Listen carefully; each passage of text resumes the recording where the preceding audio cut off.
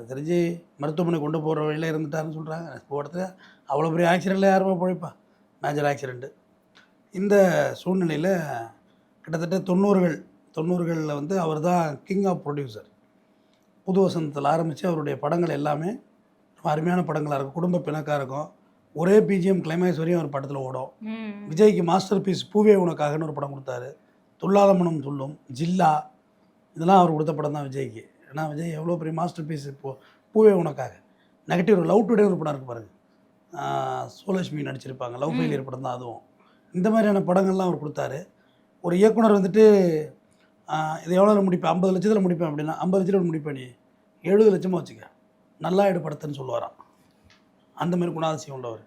25 நாளில் முடிச்சிடுறாங்கய்யா. ஏன்னா புது இயக்குநர்கள் தானே, எல்லாருமே புது இயக்குநர்களுக்கு தான் அறிமுகப்படுத்தார். விக்ரமெல்லாம் அவர் தான் உருவாக்குனது. நான் 20 நாளில் முடிச்சிடறேன். 20 நாள் எப்படி முடிக்க முடியும்? 40 நாள் முடி, நல்லா அப்படிம்பாரு.